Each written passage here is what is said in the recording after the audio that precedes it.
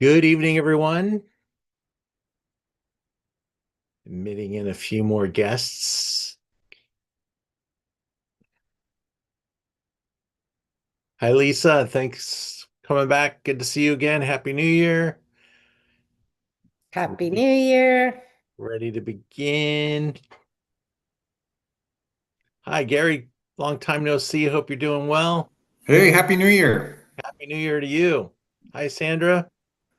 You got the right spirit. Hey, David. Hey, Wendy. Hey, Ian. Hey, Gary. Hey, Dave. Hi, Stephanie.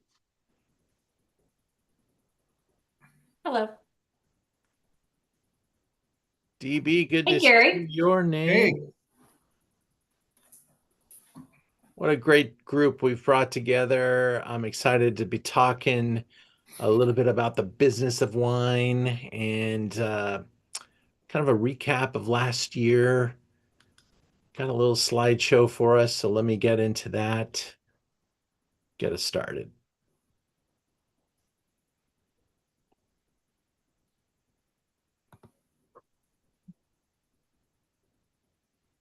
So the idea at the beginning of each year is kind of look back at the year we just exited and have some comments about the year. We're going to consider all things uh, and kind of review what happened and be able to make our forecasts for the upcoming year. These are ideas that I come up with because we have put together. I've been doing this for 30 years. I've seen different cycles, different things happen, and it's a pretty tumultuous moment in the wine world. Good evening, everyone. Oh, let me get rid of my. I still haven't figured out how to stop YouTube, so let me make sure I do that. Hi, Lisa. Thanks for coming back. Good to see you again. Happy New Year. There you go. Almost listening to all of it all over again. All right. Back into the slideshow. Let's go. We put a lot of energy into this and we've got a lot of good information for you guys to crunch with me. And I'd love to get your comments. Great idea to throw down a chat. I'll look at those if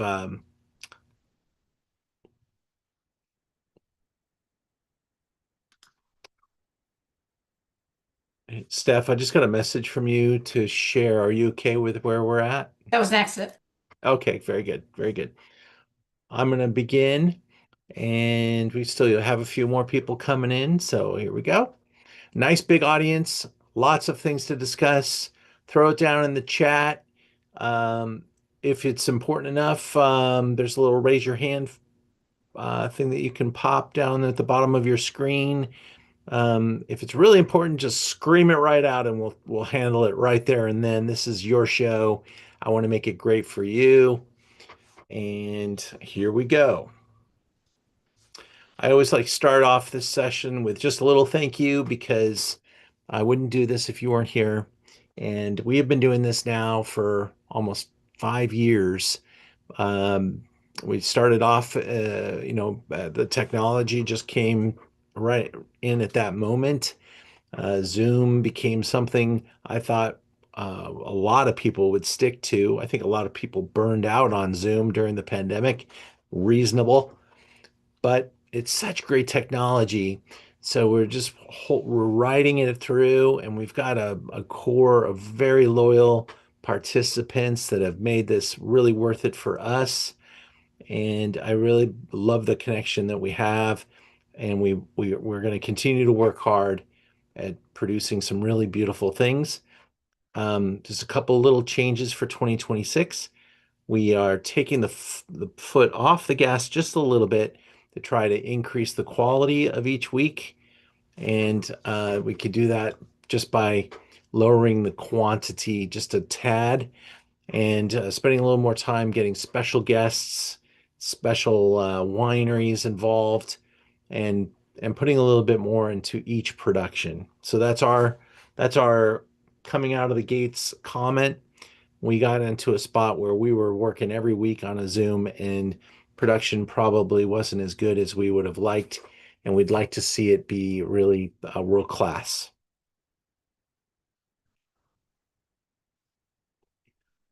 With that, next week, we have the Zoom with Antinori, and we'll be Zooming with the Western Regional Import Director for Antinori.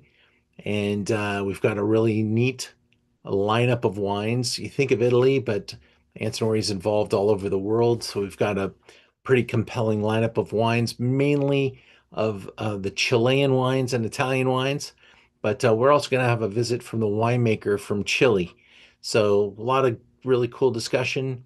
And because Antinori's involved, we made sure the price was really sharp. So we had a nice big audience. It's only 29 bucks to do the Zoom, and there's quite a few very high scoring wines. And so take a look at the Zoom next week. And if you can join us, we'd love to have you. We have only a few more spots available.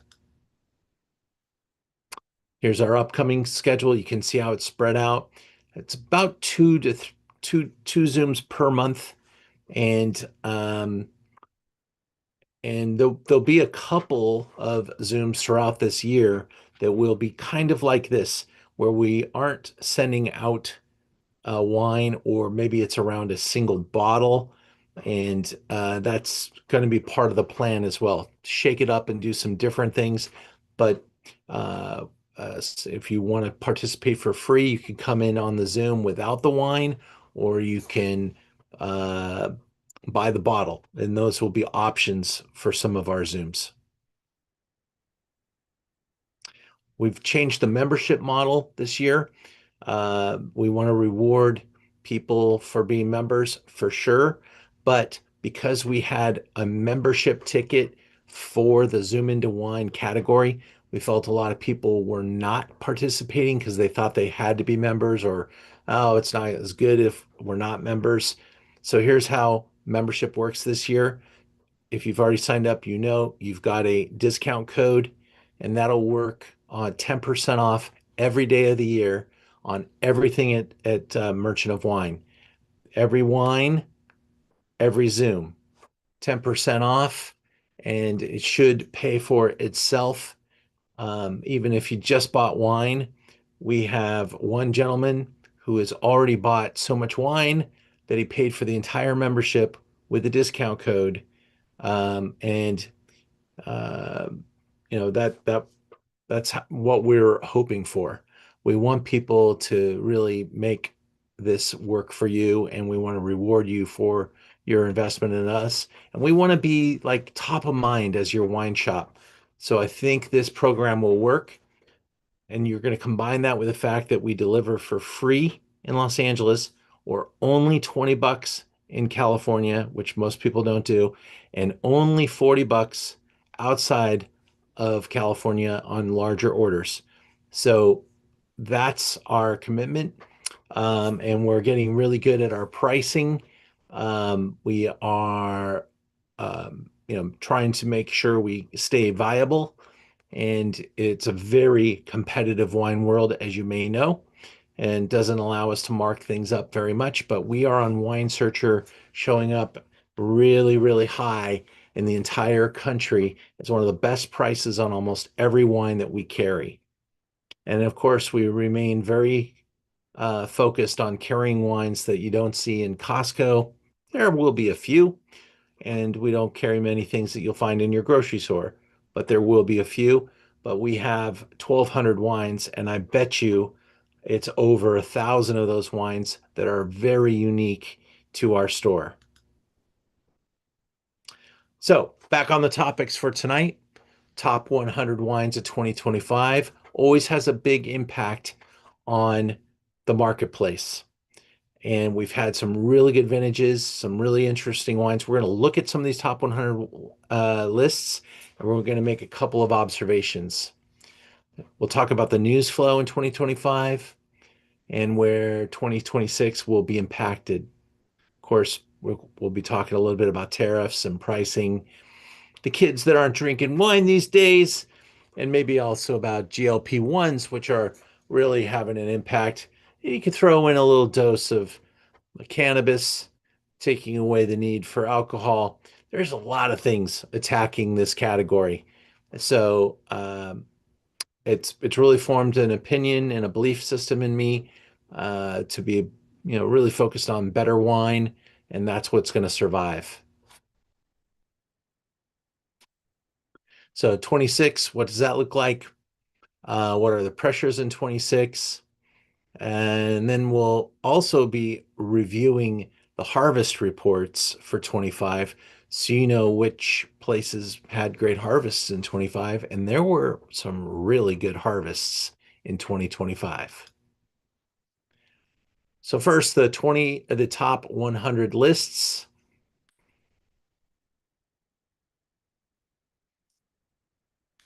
Rod, thanks for the comment about tipping the delivery driver.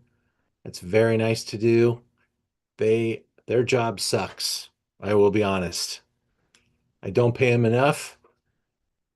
But it is nice of you to say that. I didn't tell you to, and it's very nice of you to say that. All right, here's James Suckling's top 100. We put as many on the slide as we could to read it. I'm going to move pretty quickly here, but we got some Bordeaux, some Pinot, some Beaujolais.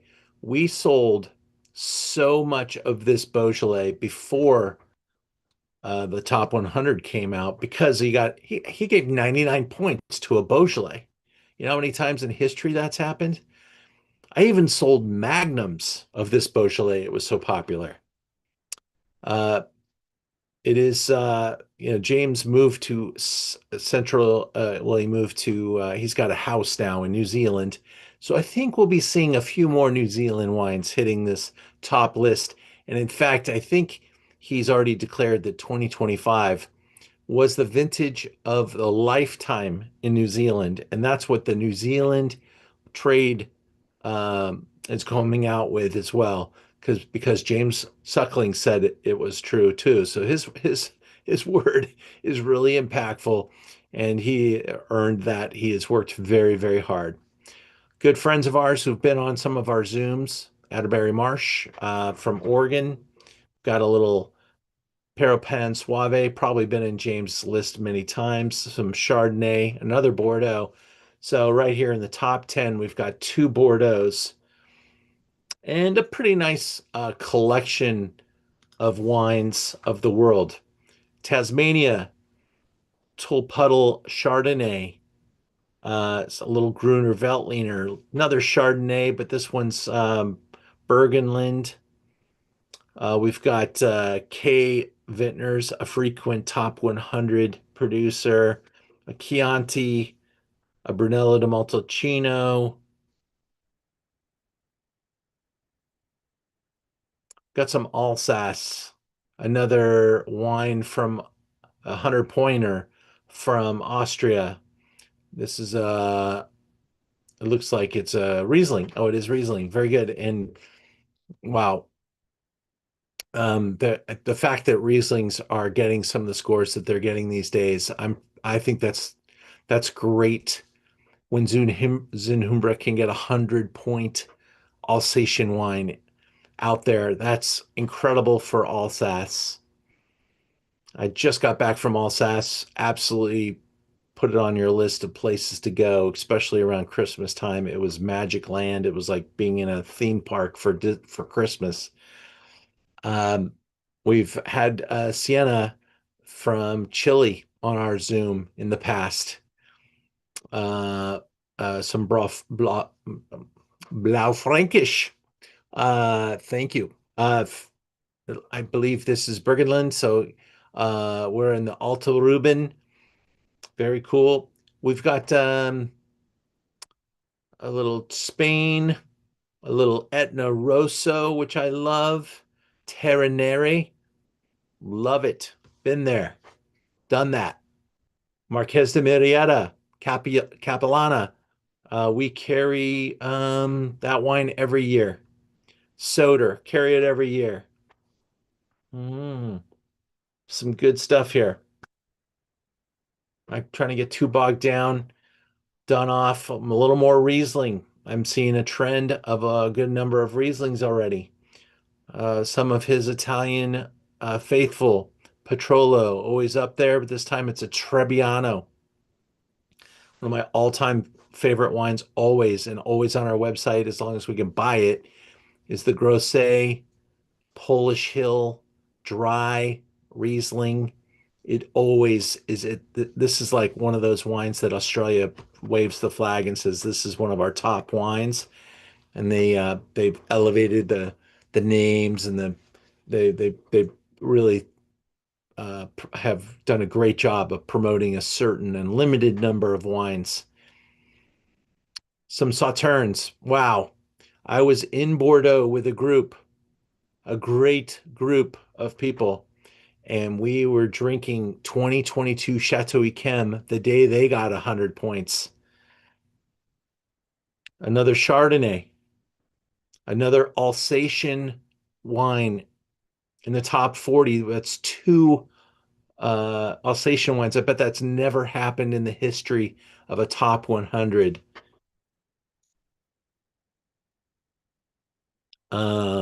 McGarry, been on a Zoom with us. Katana, been on a Zoom with us.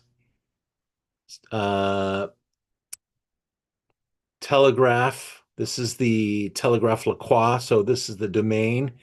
Chateauneuf du Pape. We've had Kermit Lynch talk about those wines before. Awesome little list so far. Pretty impressive. A little Argentina starting to sneak in quantity. Some more Chateauneuf du Pape. What do we have vintage-wise on that other Chateauneuf du Pape before? 23. This one's a 22 or 23 is supposed to be pretty exciting, and they're coming in large number right now. Some more Austria. I carry the Emmerich Knoll. They've got that big, almost like bishop, church, pope on the label. It's very papal, and people love the label. Felton Road, another wine from New Zealand. Paul Hobbs, Paulo Scavino, Domaine Weinbeck. There's a third Alsatian wine in the top 55. We're breaking records. I didn't see a lot of Barolo until now, but here's one. And I carry a couple of different wines from Chiara Bocis. 21 is probably going to get more press this year, I believe, because they're just really coming in, the Barolos 21. And it is a magnificent Barolo vintage. There's some Tour Chardonnay, my group that's going to Napa Valley. We'll be sitting down with Tour. We'll have to congratulate him. El Enemigo, another stalwart from Argentina. Some more Pinot Noirs, classics. Mayfair, Hirsch, even a little Alsatian Pinot Noir. Boy, we're keeping the Alsace pressure high down in our also from Australia, Cullen. Really great. Another Riesling. I think this is our first port wine that we've seen. Tenuta Setaponte Oreno, a frequent visitor to our Zooms, the House of Tenuta Setaponte. Rise, Kistler, Chakra. You know, I've always made the attempt to be one of the largest Chakra supporters on the planet. Our group got to go there. They're number 74. The Chardonnay is almost impossible to buy now. The word is out. The Chardonnays are made by Jean-Marc Rouleau from Merceau, and his bottle of Merceau is $400. The Chakra wines start at under 100, and they're flying, and they're so Rouleau-esque. They're beautiful. More Bordeaux. Suzanne Balbo, more Bordeaux. Swartland. The South Africans finally make it in at number 79. Mendoza, Cheval de los Andes. Another Bordeaux, another Bordeaux. Clonakilla, a great producer coming to an event of mine here in Los Angeles this year. Ciro Pacenti, I carry a lot of his wines. This is the VV, Vino Vecchi. I think I have this wine on our website. Ponte Canet, another Bordeaux. Notice the 22s are plentiful and big scores. I think this is the first Bordeaux or Burgundy I've seen on the list. There might have been something at the top, maybe a one or two more, but not a lot of Burgundy. Some Northern Rhone finally hits the page. Here we go. Sandroni, 91. Another Bordeaux, another Barolo, another Bordeaux. Dom Perignon, 18. No one's seen that yet. That's not fair, James. That wine's not even in the market yet. Another Bordeaux. Tattinger Comte de Champagne, Brut Rosé, 13. Pedro Dolce, Etno Rosso, our group that went to Sicily. We went to Pedro Dolce Winery. That's cool to see that. Clap. Those wines are $500. They better make the top 100. And finally, the last one's a Burgundy. Very, very cool. Just a refresher of the top 3 wines.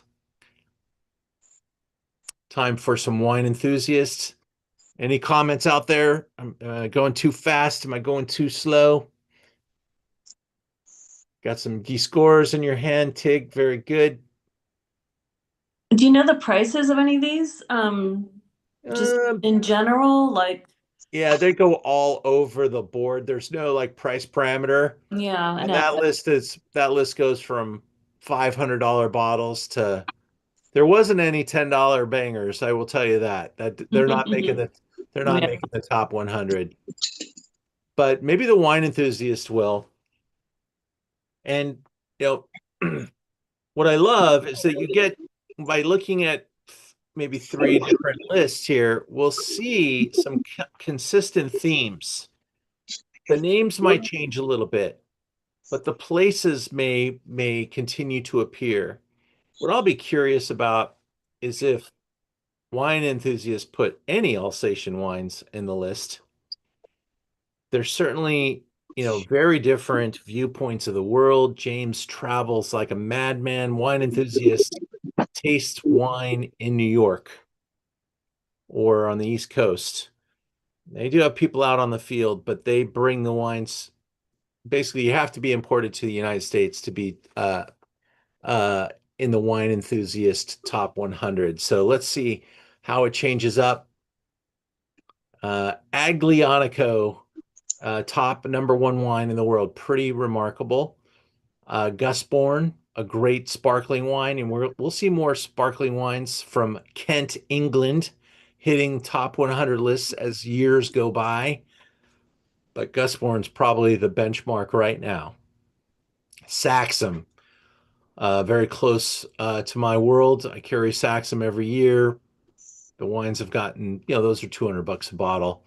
Tenuta, San Guido, Sassicaia, come on, benchmark, very cool. Halocene, how many times in the last year have we had Halocene in our Zooms? We were probably in the first 10 accounts in the country to carry this wine. And guess what? We have this one, the Halocene 2022 Black Square Cabernet from the Rocks District of Milton Freedwater, Oregon. Gets in the top 5 with a Cabernet. That is huge because this district is actually kind of a washed down, bleed over district from Walla Walla. And it's all this river rock that came flooding down into the Milton Freedwater. It's a fascinating place to taste wines from. in a blind tasting, if you knew your Bordeaux really well, this Halocene would taste like Aubryon. It's gorgeous. It's gorgeous. Super mineral. Another Bordeaux from Pichon-Baron. People that went to Bordeaux with me in April, we went to Pichon-Baron. It was probably that was one of the most impressive visits that we had. So state of the art. Clos Henry from this is from New Zealand. Passing Time Winery, Red Mountain. So, there's two wines in the top 10 from Washington. That's pretty remarkable. Domaine Verzer Madone Syrah. Is that also Washington? I don't know that one. If someone wants to put it in the chat, Domaine Verzer. Don't know where that is. Looks like my editor cut out the countries to fit these in.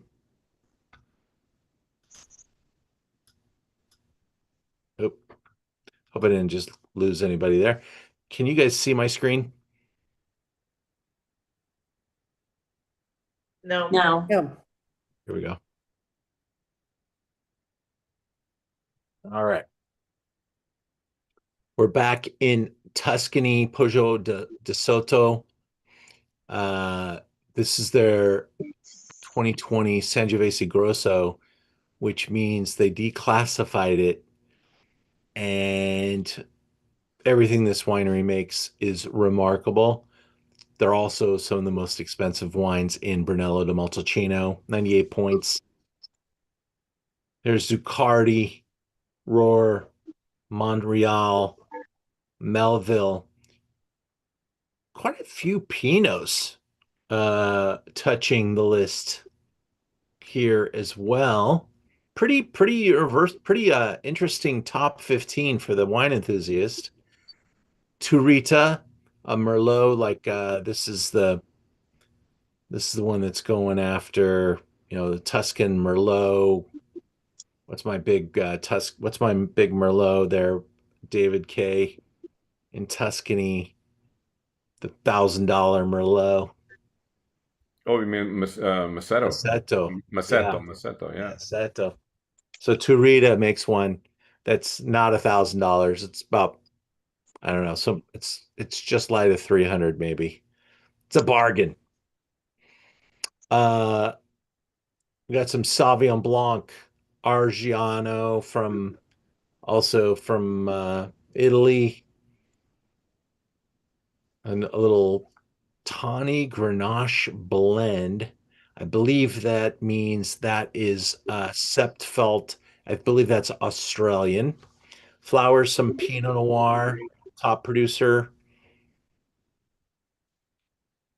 We got some more Gamay here. This is Beaujolais 23. Very good vintage.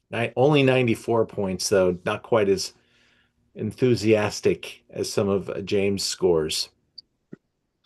There's a Burgundy sneaking into the top 100, number 22, 21, Meursault Charme.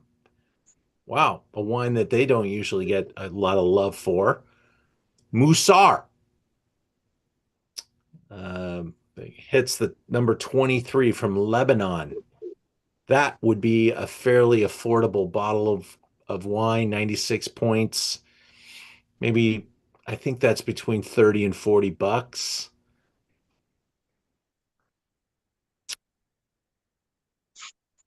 Sorry, I think I just flipped it. There we go. Sorry, number 24 I'm on.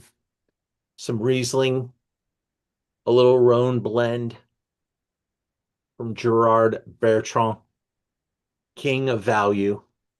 Makes a lot of wine for the world. Terraneri. This is Capriolo Sangiovese. Chalk Hill.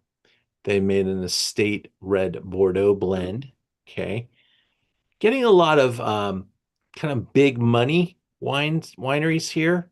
Banfi, Chalk Hill, Bernard Bertrand, Jadot, Flowers. These are pretty corporate. And I think that's, like we said, enthusiasts is tasting these wines from the distributors, maybe making sure that anybody that's buying advertising in their magazine is getting a review, and you're going to discover some great wines. But I think the scores are a little more restrained. You got J. Lohr. You've got a pretty nice value wine from JD Vera. I think that's how you pronounce it. We've been there. This is their basic Nebbiolo. Coloron. Palaverga Piccolo. Jorge Ordonez. So a couple of little outsiders getting in there. That's a kind of a dessert wine. Vietti with the Barolo. So there's a Rhone style blend from Solitude. Grammatico. A few things I don't know where Osmote 23. I'll have to look that one up a little later. Godello.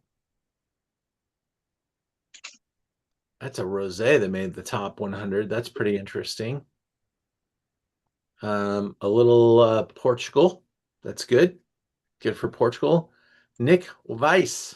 When I was in Alsace, I got to taste at Hugel, and the owner of Hugel gave us a beautiful tour, and he goes, "Oh, we have a special guest today. My friend Nick Weiss is here from the Mosel. He'll taste with us." So we got to hang out all afternoon with Nick Weiss. St. Urban's Hof is the name of the winery. I carry his wine every year. Although I don't carry this one yet because I'm not sure it's available, and it's Auschles. Probably pretty extreme on the pricing. Let's see. So Cave Spring Ice Wine, Bonterra, Chardonnay, little sparkling Riesling. We are all over the map in here. Altesano, that's definitely Brunello. Garachi, our friends up in Napa. Sunchase, though, that's their Pinot Noir. Three Sticks, another Pinot. Boy, 3 Pinots in a row. Sandy.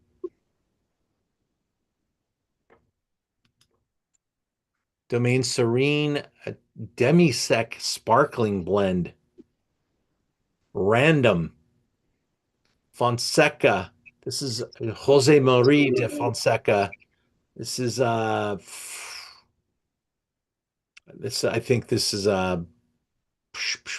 think that's from Lisbon, but it might it says it's a Portuguese red.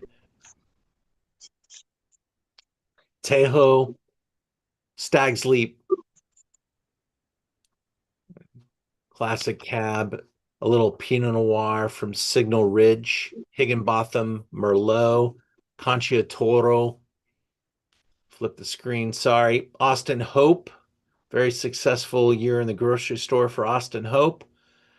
Shea 22, Tapaz, Moser, Domaine Carneros, Soder. Almost there. Brassfield, Nico, Lion Tamer, El Enemigo again with the Cab Franc. Check out our Cab Franc deal from El Enemigo. $29.95 top wine. Chateau Tratenoy, another Bordeaux, 22. The Saudi made it into the wine, both lists so far. Bodega Garzon, Albarino from South America. Lamoy, Ken Forster, MFC, I sell so much of this wine. It's really the most poorly distributed great wine of the world. Ken Forrester, Chenin Blanc, South Africa, legendary stuff. Francois Lorton, Carmenere. So we're down in Chile. Prontos 2021, Tempranillo, a little Spanish love. I do see a little bit more Spain here. I don't think I saw much of any Spain in Suckling's list. Montes, the Folly Syrah, that's their big one. Let's see, we've got some Burgundy, a little Italian bubble, another Argentine Malbec, some Spain, some dessert wine. This is they're calling it ferment, so it's 2013 Estancia. Oh, come on. That means five petunios, six petunios, Estancia, cha-ching. Really expensive stuff. Should be amazing. Chateau Miraval, Rosé. A couple of rosés made this list. And Wolfer, which is from the East Coast. And that's a 92 point Merlot as number 100. Hey, Ian. Yes, ma'am. Can you talk about the different lists and like what is, the Suckling, how is that better? Or wine enthusiasts, you have all these people who are recommending these different wines and what gives them credibility and which list would you buy off of or me buy off of? It's a bit overwhelming. Well, what are your thoughts and how to think about it? In general, I think Suckling is always the most when he finds something he loves, he makes sure everybody hears about it, and he is not afraid to give something a robust score. Often he's right, and people line up behind him. He's one man, however, and his team is trying to, multiply his efforts. He's got a great team working for him, but if it gets to the top of the food chain like this, he's got to taste it. So they figure that out. He does these pretty large tastings all over the world to get these producers together. And he's made an incredible business, mostly out of Miami, doing huge trade shows, and the producers pay dearly to be there.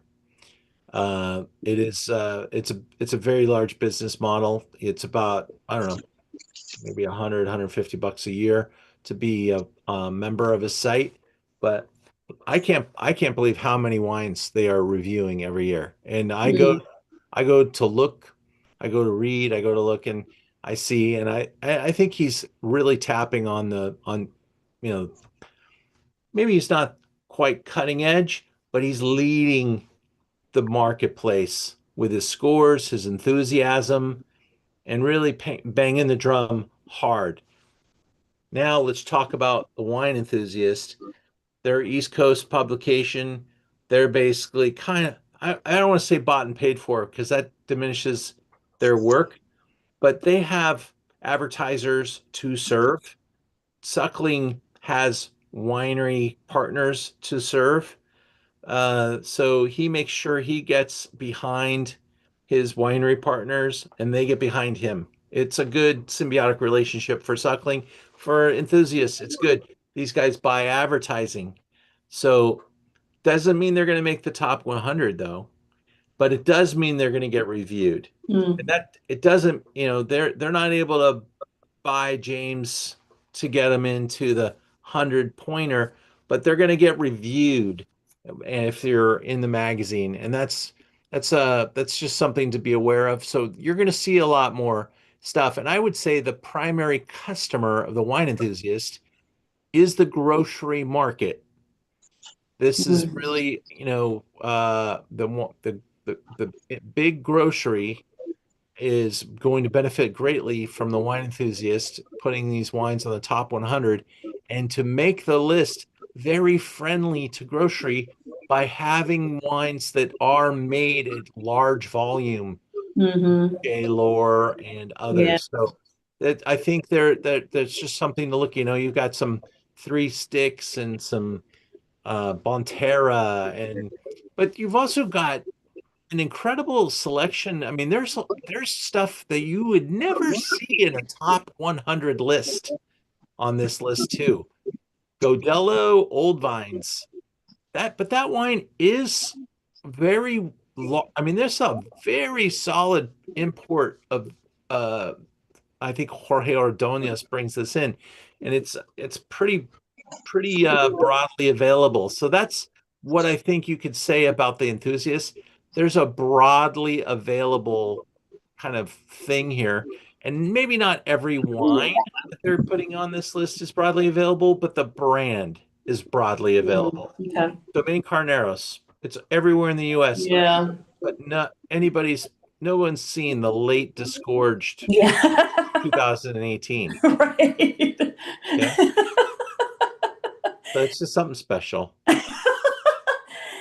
I just wonder when you're looking at wines and you see these ratings, how much credence to put towards it, Well, there is a method to getting the scores, and I think that the Enthusiast scores are pretty restrained.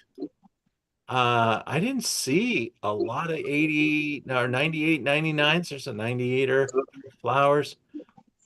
This list probably has, when you look in the magazine, they probably even put a couple of qualifiers saying, hey, these wines got to be pretty broadly available, or there's a reason why they're on this magazine. The thing is that kind of throws me is that like Halocene Black Square, that is like a teardrop of wine. That is not distributed anywhere. Mm-hmm. So maybe they just look for a couple of times to put something special. Yeah. Okay, that's helpful. Thanks. All right. Well, we're going to talk more about it. Here's just a look at those their top three. That's what a bottle looks like. Might be the only bottle we see. Number one wine in the Wines Enthusiast, and this is very much an East Coast wine. Aglianico. It is great, but a beast of a wine. Probably finishes the review with drink in 2050. Gus Bourne, love those wines. Saxum, really great. No doubt a top wine of the world almost every year. Now, the final list is from Jeb Dunnick, and he comes in a little bit of a smaller satchel because he does not review every wine. He's going for artisans. And his slant has been because he was a writer for Parker. If I got that wrong, let me know. But I believe he wrote for the Wine Advocate, and then was kind of like the Rhone guy for the Wine Advocate, and then started his own thing and really had to blossom out into other markets. But he didn't try to attack, like he's not tasting all over the world like James Suckling. He's probably based here in California, as far as I could tell, or maybe in New York. And but he's going to France, he's going to California, he's going to Washington, he's going to Oregon. But is he going all over? Like I'm gonna say I don't think he's got any Italian reviews. So you're not that'll can maybe jade things a little bit, but I might be wrong. Let's see as we go through this. Look at that, number 2 wine on his list is an Italian, so I apologize, Jeb. And there's number 4, Barolo. So yeah, he is getting into Italy. I don't think of him as an Italian reviewer. Bordeaux at the top of the list. That's pretty cool. 2022 is a great Bordeaux vintage, and we have now seen the Bordeaux's pound this list. I want to call out El Enemigo. They have made every single list, and here they're on the list for Bernarda.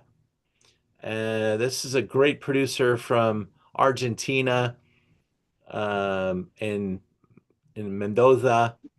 Here's a benchmark Washington producer Cayuse, another Bordeaux. A benchmark Santa Barbara and friends of mine, Dragonet, another Bordeaux. Ross Cobb, Pinot Noir. You got some great Grenache. Grassi Etni Rosso. Sicily continuing to get some love off the volcano. Andromeda. These are the greatest wines that no one's ever tasted before. They're like hyper wines. I have the Andromeda in my store, and it is a big boy, big boy, very Synchronani. Chateau Montredon, another Chateauneuf de Pape. This time it's the Blanc 100 pointer. Whoa, 24. Got to look out for that. Vincent Paris Cornas. See, that's not a wine. The cool thing about Jeb is that he's going in deep on where his real love spots are, and Cornas and a cool producer from Cornas isn't going to make the Wine Enthusiast mag probably, and that's a pretty big pull there. Let's see, a Dolcetto that makes number 19. That's remarkable. Biserno group. We got to go to Tenuta de Biserno years ago. Great producer. We carry the wine. Chateau du Pigalle, Chateauneuf de Pape, getting all kinds of love. And I would expect a lot of Rhone in this list. Dunn, Howell Mountain, Grammatico. Damn it, I just sold out of all my Grammatico. I got to get more Grammatico in the store. They are on all three lists. Let's see, Conterno. I got some great Conterno. That's the one I've got too. That's a 96 pointer. That wine just came in. That'll be a wine to drink in 2050. Pasquio a really top producer from Etna. We love those wines. You know, my wife is going to kill you for all these Italian words you're butchering. I welcome her to clean them up. Passo Pisciato. Passo Pisciato. Passo Pisciato. Etno Rosso. Come on, Ian butchers the French as well. I got the Etno Rosso right. Come on. No, you're close. Come on, I've heard Ian butcher French and Hungarian just as well. Yes, I'm a universal butcherer. Believe me. We see Cristal next on the list. That's the first timer. We got some Marjoram Love from Santa Barbara. Mas du Mas, David, friends of yours. Yeah, nerd wine, so good. There you go. Chateau Ponte Canet.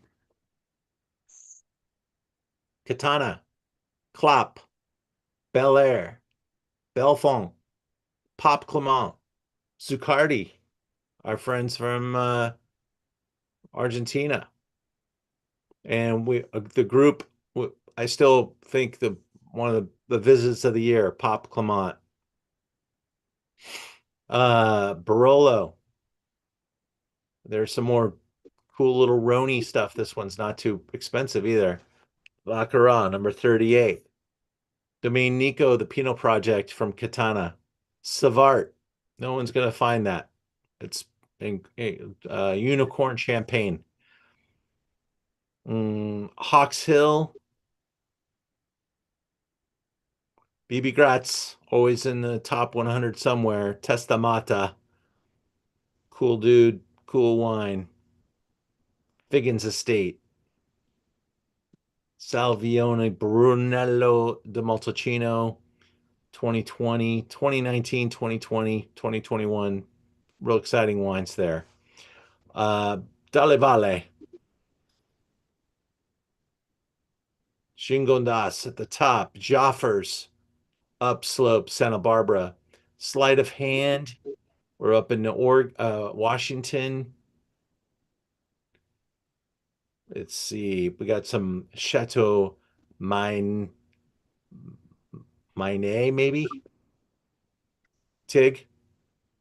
Maine? I carry this wine. Number 50.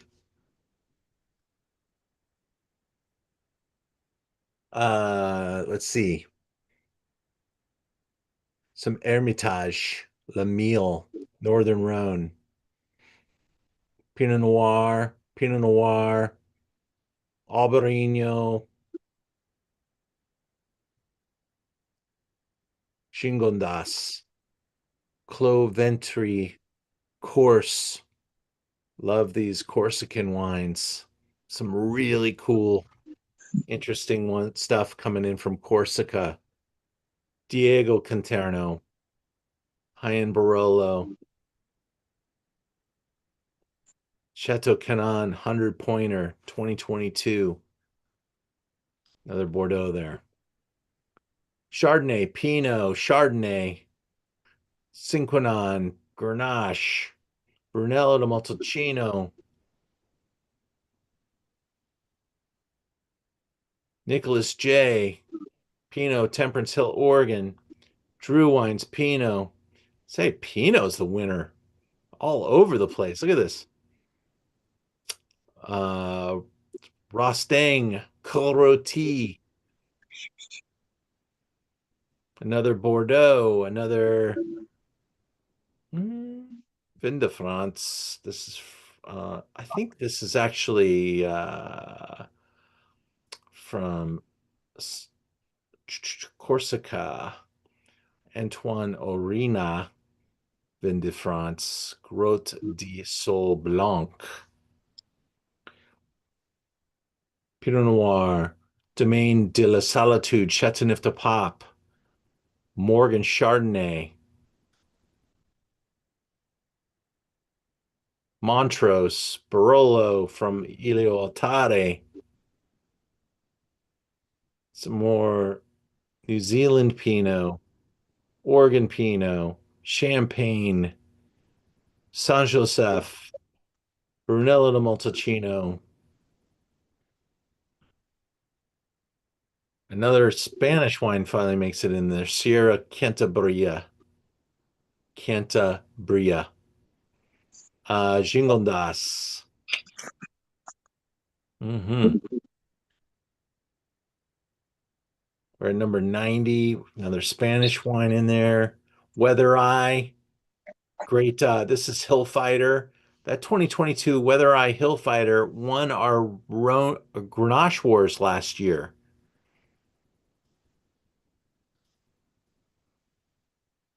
I think we've had the winemaker from that producer on, or the owner of that winery on our Zoom. That's very cool. Chateau Valandreau, Bordeaux. Law Estate. All four of their wines got 98 to 100 points. 22 was really good for them. So a lot more Barolo, a lot more Bordeaux. Another Spanish Titan made the top. Some more Northern Rhone, more Barolo. So Chardonnay, Rhone, big wines from Paso. Pinot Noir takes first place. Let's interrupt for a second now. Just talk about what we just did. We just kind of crushed through 3 top 100 wine lists. We saw trends. We saw variety. I didn't expect to see the same producers, like I said, but we saw some themes, and we saw a lot of Pinot, because we have been making a lot of Pinot. The world's making a lot of Pinot, and inside of that pool of Pinot Noir, there are some magnificent efforts.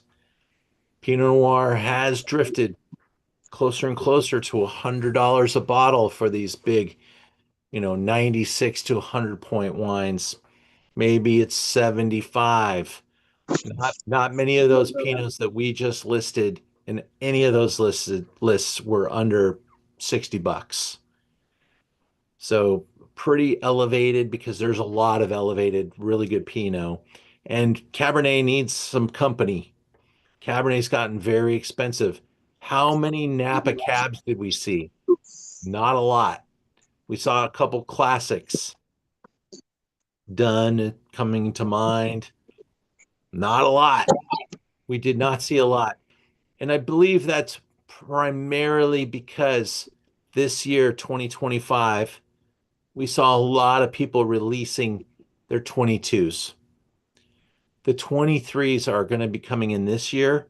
They will crush the top 100 next year. The 23 wines that are coming from Napa are magnificent. I can't say it even better than that. They are so similar to me to the 97 vintage where you could tell there's good quality, but there's something so delicious and ready about them.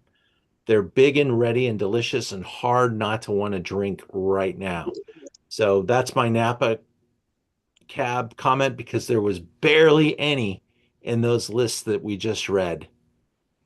Whether it was James or Jeb, and both those guys freaking live in the Napa Valley for part of the year. So that's pretty interesting to note. I bet you there are more Chardonnays in these top 100 lists than Napa cabs. Definitely more Pinots. And the Italians did pretty damn good all over the place. Not necessarily one point of Italy. Spain snuck a couple of wines in. Only a couple of brand standards from Australia made it in. Barolo very well represented. Brunello as well. So we'll make some predictions in a little while, but I think it's safe to say that Chardonnay is back in really good shape because of what we've done with Chardonnay and the production changes that we've made. I'm going to talk more about varietal challenges for this year in a minute. But tariffs, I just want to give you, this isn't a political comment or anything. I will try to keep my political ideals to a minimum. It's hard to not feel some of them in some of my comments, but the tariffs and the pricing, tariffs are not just the only pressure that importers are under. Let's talk dollar euro. 1 year ago, the dollar was $1.10 in euro. Today, it's $1.20. There's 10%. Then you put 10, 15, 20, 30% of a tariff on an import wine, and it's going to cause price inflation. Done. All you needed was 10% move in the currency, and you're going to have upward pressure. The tariffs and the currency have created some pretty big price impressions, and I think the most punished were the importers by these deals because they didn't know if the tariffs would stay on, and if they did stay on, you can't just take your price and turn it like an on-off switch. You're setting prices for, thousands of price books and catalogs and retailers for the year. So you got to come in with a price that you can live with. And sometimes, believe it or not, these guys buy the wine and they could have taken the price up huge and they just ride that price because what are you going to do next year? What if the tariffs came off? What if, the dollar got stronger? What if, all these things impact the way importers price their wine. We're a year in. The tariffs haven't come off. The tariffs have only increased. There are some like items that are somehow getting singled out, like Swiss watches apparently are not going to get tariffed. And pasta from Italy. I don't know why not everything is getting treated the same, but wine is still under the pressure. There is a thought that maybe the tariff will come off, maybe because it needs to, maybe because it has to. We'll see what the Supreme Court says, and you'll be able to thank a small little importer from New York who took it all the way to the Supreme Court to challenge the tariffs. That might be the piece that sinks the iceberg and takes the tariffs off of wine. But here we are. It's January. The tariffs are still on. And guess what? All the importers have done. They made January 1 the line in the sand. And effective January 1, big, strong, long-term price increases are really going to hurt me because it's going to make people buy not buy that wine anymore. They're going to be like, whoa, look at that. And you're going to see it. It's going to happen. Now, could they come back down in price? That's also a concern. And for a small guy like me, I put every ounce of capital I had last year into the store ahead of January 1 so I could ride the lower prices for as long as I have them until I got to replace the inventory. But definitely tariffs will be impacting any new orders I got coming in and has already taken a number of items up. Ian, Yes.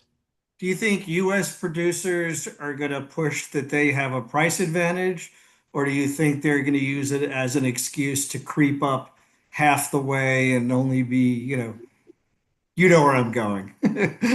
I honestly think that and this will be a point in a future slide here, but because there's so much wine, Mark, and there's more wine than there are drinkers, I think it'll be the top wines, the top 100 wines of the world, the Dom Perignons, the things that, Opus One, they'll all take huge price increases. Anywhere in the world that's great and people want it and they'll pay whatever, it'll go up. It's the rest of the wine world that's going to be in a race for not to the bottom, but it's downward.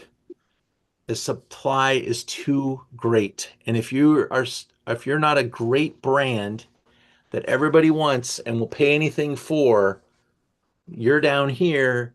The only way you get any oxygen is going down in price. And I think it's going to be a bloodbath. So you're saying despite tariffs and the set prices, you feel like because of the supply demand imbalance, the prices will come down? I think the prices of wines that you've never heard of are coming down. Okay. So to get Some of which are going to be great wines to drink, Yeah, though. exactly. 100%, 100%. If you just got to be willing to try new stuff, and Yeah. you're going to find, because there is so much of it. There's so much of it. We've got younger generation not drinking. We've got GLP-1s. We've got weed. We've got, or pot, or whatever you want to call it, THC. And so you got all those things taking away a volume. all those things take away volume. How many of you know someone that's taking a GLP-1 or took one because they now are half the person they used to be? They're drinking a lot less and they're buying a lot less. And then you got, an older and an aging population with younger people not drinking. There's just not enough drinkers. And there's not enough drinkers with a lot of money. So it's going to be, an opportunity to find some really great deals. And that's what I think 26 is going to be. There'll be great wines at all-time high prices. And then the rest of the wine world will be fighting Mm. to move because it's the more expensive to not move your wine than it is to sell it at a loss because you have storage costs and you could lose your distributor if you don't move enough boxes. If you're in a store and you're sitting there for 30 days and you're not turning inventory, you're on the closeout list and you got yanked from the store. That's what creates the downward pressure. So those are what I wanted to explain in my forecast. It's not a bad thing. Here's the upside. When we have an incredible amount of good wine at all-time low prices, what do? We start getting new people to pay attention to wine again. The people that walked away from wine or went to cocktails or beer, they're going to be in the store going, shit, did you see how great the prices are on these wines? And look at these scores and look at the supply. It's going to cause a lot of people to reconsider wine again. So that could drive future demand, and it will be on the backs of a few brands that are going to go out of business in 2026 or are heading in that direction. Oversupply, downward pressure on pricing. All right, now let's talk about the harvests that will impact what wines are coming in. 25, sometimes it gets a little weird. We're in the 26 vintage now, so it's going to be common to go and start buying 24 vintage whites and soon 25 vintage whites. So just get ready for that. Anything you're finding from the teens now is over 6 years old and kind of hitting the magic 7-year number, which is where I really like to buy wine. So there's still a lot of wine coming to me that I could buy from 18 and 19. Pretty interesting. Bordeaux, whew, they had one of the worst years ever last year when they released their 24 vintage. We all love Bordeaux. We love drinking. It's always great to even drink other people's Bordeaux because they brought that special bottle to dinner and it might be 15, 20 years old. That's one part of the marketplace. But the part of the marketplace that Bordeaux's paying attention to is that in April of last year, they do what's called On Premier. And they released their 2024 vintage. This is after 15 and 16, the greatest vintages of all time. 18, great. 19, great. 20, great. 22, great. 23 is not bad, but not as exciting as 22. 24 sucks compared to all those. Just putting it mildly. I mean, everyone's going to make great wine in tough years, and that's going to be. But 24 was a tough vintage, tough. And so, how does Bordeaux do it? They change the price. And not only did they change the price of 24 with their moves, but they changed the price of all Bordeaux going back to the 1982s. You can buy wine right now in January of 26 for 25% less than you paid in January of 25. I'm not talking about 24 vintage, by the way. I'm talking about the 82s, the 89s, the 90s, the 2000s, the 2005s, the 9s, the 10s. The collector was at a very high price, and that market just took a 20% correction. I think it will come back up. It will come back up, and it may come back up fairly quickly because everyone started going, oh, look at these prices. Let's start buying. And so there's all kinds of, I mean, my website in the past 90 days got eviscerated of older vintage stuff. And I'm out hunting for older vintage stuff. And so that's where I'm at. And I like to buy wines that have some age on it. I'm not buying 24 vintage Bordeaux. And the market, the idea behind En Premier is that all the big sellers of wine get together in Bordeaux, they taste the wines, and they start investing.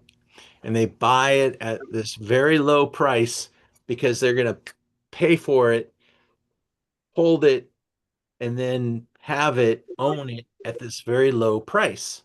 Well, in April of last year, En Premier came out and there were no buyers.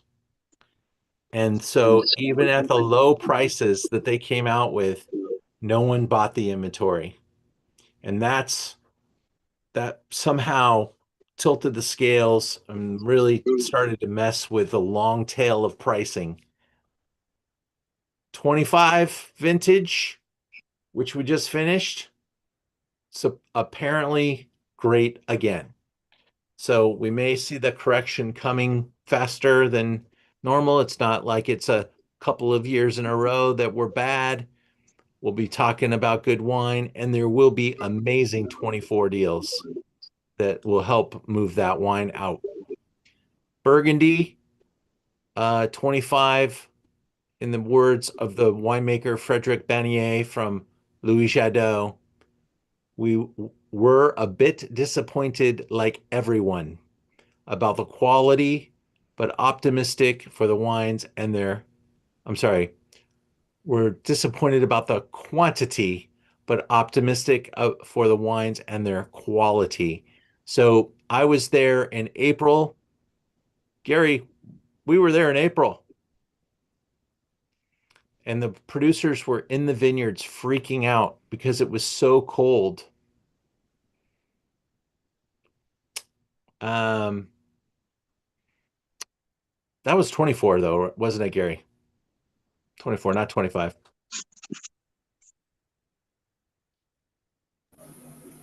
Burgundy quantity's never the story. It's always about the quantity.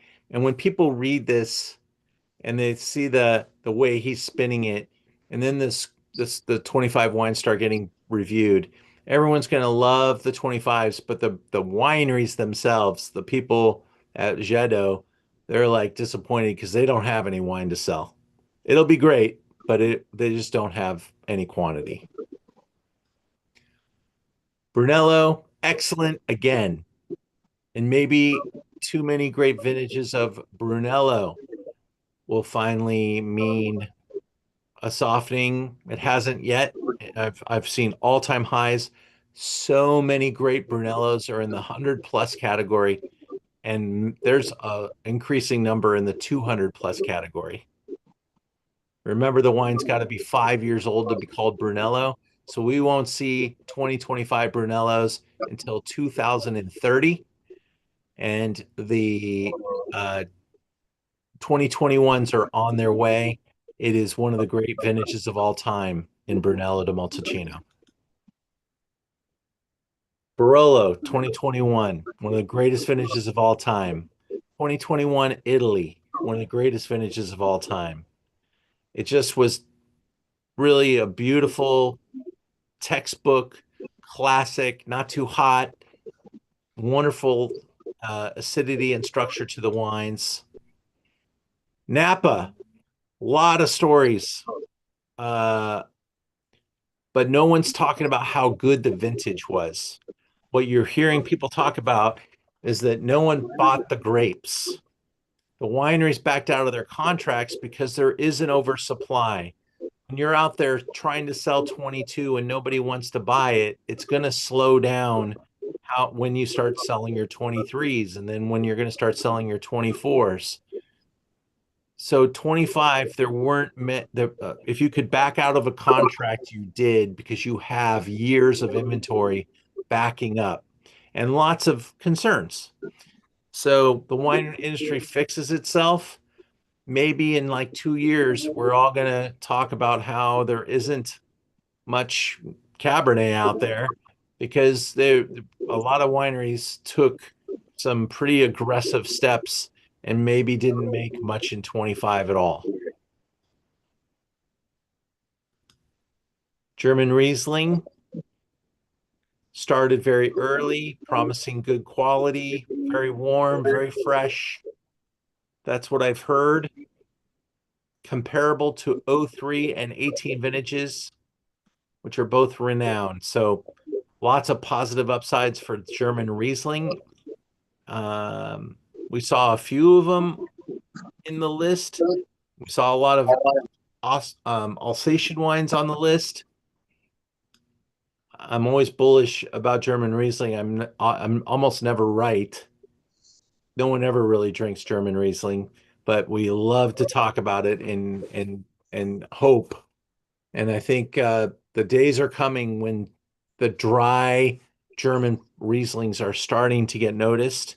They're in the marketplace in increasing number, and I think that they will find traction at some point. Australia, I think Australia in a word was mixed. It's a big country, so it's hard to generalize everybody under one umbrella. But the word was that it was a dry year, and just had below average size crush, so volumes are down. Business is soft. Their currency is getting, I believe, someone can correct me, but didn't Australia get pretty strong versus the dollar? I think so. And so those are tough pressures versus the US market for Australia, but maybe good for the high-end wine market of Australia. Australian dollar is down in the 60s since 63, 64 US. Is that low? Yeah, it goes up and down, Okay. but it's low. It's lower now than it has been for the past couple of years because I was just doing business there. So it's Very good. Very US good. dollar is strong against the Australian dollar right now. Cool. Well, maybe we'll see some bigger efforts because I don't see much Australian wine coming in. Maybe it's a fashion thing. But the high end is interesting. And there's a great number of the high end wines because the Aussies don't mind selling those off, and they'll drink the volume and we'll drink the expensive stuff. New Zealand, as I said, 2025 maybe considered the vintage of their century, and that's maybe hyperbole for now, but we'll wait till those wines get here, and they'll be here pretty soon because 2025 was almost a year ago in March, and I'm sure that the New Zealand whites 2025 will be here by summer. So if you start seeing some of those 2025 Sauv Blancs coming in, you might want to give them a try. I think I'm still seeing 24s So we'll be 25 by the end of the year at least. My business, I'm hoping to do a lot of trips. We're going to Napa. I've got a special announcement because we've got a couple of my Napa customers with us tonight. Miss Karen McNeil, the author of the Wine Bible, will be one of our appointments in the Napa Valley. And we've got an intimate sit down with her and her latest edition of the Wine Bible. I can't wait.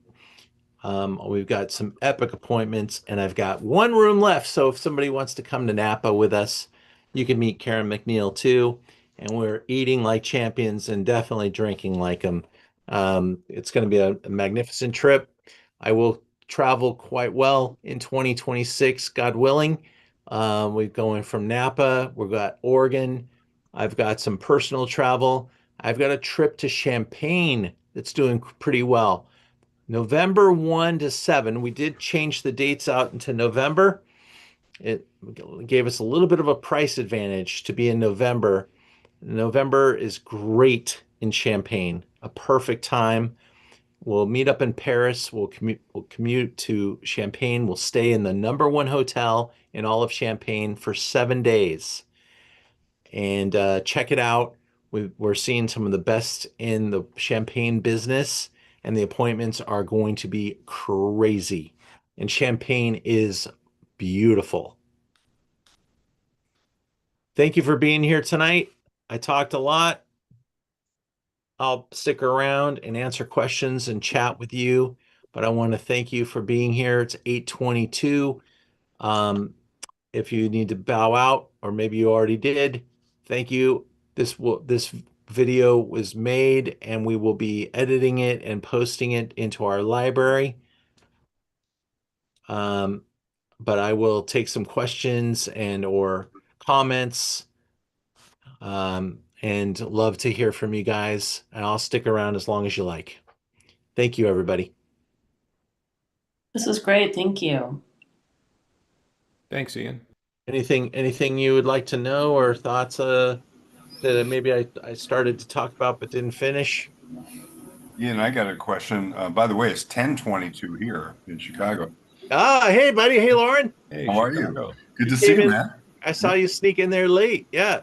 I couldn't. I had the wrong link, yeah, and it was the first time I didn't have to pay $40+ for delivery. So Yeah, I get it, man. That's why we're gonna do a couple of these like that. Lauren. that'd be great. My question was top, Wine Spectator top 100. I missed the first few minutes. So did you address that at all? And I didn't do Wine Spectator this year, and honestly, I pay for 5 magazines right now. oh, wow. I'm not paying for Spectator.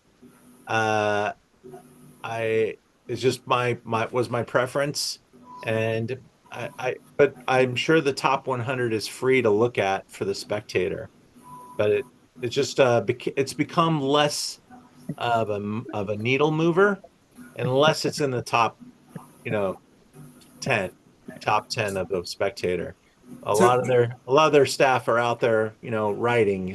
James Suckling is former editor of the Wine Spectator. Jeb Dunnick, formerly of Robert Parker. I didn't include Parker's either. So Ian, Characterize which magazines are you relying on these days, and why those? I think I like to watch different polarities. Decanter, I really think, is making some strong moves. They really are employing quite a few new writers too, but they're always ultra conservative and very much tasting with a British sensibility. So it's interesting to see what they're doing, and they're putting a lot of effort in. I do think with the Robert Parker's new investment group, it's not Robert Parker anymore. It's called The Advocate. They also own the Michelin Guide. They're out of Singapore. We're going to see some pretty interesting things develop there. And so I still get quite a bit of their influence. I think it's the micro readers, the guys like Owen Bargwin from Oregon and Washington, who only writes about really Oregon and Washington, and he's really good. And it's the singular reviewers of Champagne and the smaller, it's hyper Italian reviewers in Italy. So I think there'll be a new wave of micro influencers in wine. And I think the big portfolios like the LVMH, the Gucci, these guys all own wine brands, and they're starting to bring the wine brand into their fashion, into their worlds. And I think that will also be really great for wine to be fashionable and to be acquainted with fashion. I think that's important. We had decades where like cognac was the connected to fashion, and so I think it's wine's turn in that regard. So I also read a lot of aggregate newsletters where they're pulling in news, the news of the day, and that's a great way for me to feed my knowledge of what's happening, what transactions are taking place. You've got the obituaries, you've got the stuff that happens that moves the wine needle. This last year, we lost the owner of Chateau Reyes, and the price of Chateau Reyes went up about 50%. Also, Ruinart, winemaker Ruinart passed away, and all of his older wines disappeared. And the number one contributor to my financial bottom line in 2025 was Ruinart Champagne. I sold so much Ruinart. People that like Ruinart also, they buy it almost exclusively, and they buy it a case at a time. So it was happening a lot in 2025. Any other questions or quandaries or ideas or things you wish I would have talked about? I think, Ian, just in finishing, Karen McNeil will probably talk about it, but there's a great interview with her and Pink, the artist that's Pink, and about the wine trends. And there's a great article on Napa in the current Napa Valley magazine, and it's forcing everyone to market differently. And don't forget, we've gone through Prohibition, phylloxera. People thought that was the end of wine as we know it, but what happened? It came back, and I think we got to remember that we're back better than it was, too. Yeah, we're at a moment in time that we're all in, so we can only see that. But we got to take a look at history and know that things are cyclical, and whatever this is going to be a next whatever. So I think the story of wine has to be told, and you're doing such a great job of that. And wine is one of those things that connects people. Pot and cocktails and beer, they're sort of things that take you away. Like they're not. Wine is a real connector, and that's the difference, I think, in it. And that's brilliant. I love that. I'm going to use that. I think that's a. I think. And Karen McNeil talks about that, and it's all those other things are escapism. But wine is the one thing that we have that we can time travel with. Gary Gokul and I talked about this, how it's one of those things it's our only time machine, and it connects us to a time when whoever made the wine may be dead, maybe still alive, what was going on at the time in the world. So there is that. I think that's what we need to key in on is bringing that story of this beverage to people. And I think the fact that this fashion industry and the large brands actually can help with that in exposing it and then getting people in. But that's I always think there's hope, and it's such a wonderful beverage because it does connect people. So yeah, I loved your comment there. That was fantastic. I'm gonna repeat it several times in the next week, like I wrote it. But it was fantastic. It was great. Jim Ramirez, how you doing? Can't hear you yet, but I know. There we go. Doing fine. Doing great. Hey, all the Bordeaux's at 22 is the great year.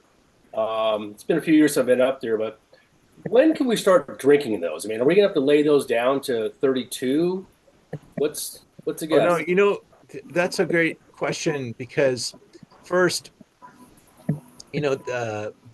I said this a couple of years ago. Hopefully, some of you were around when I said it.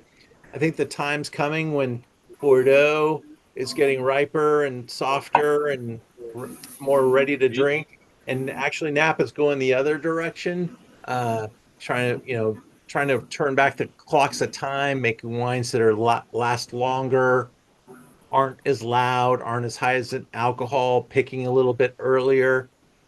So I think it's a little bit of house to house story too, though. Remember, there's those classic houses that make it for forever, and then there's the kind of the more warmer, riper styles that are more ready to drink. And I'm drinking some 2022 Bordeaux's already.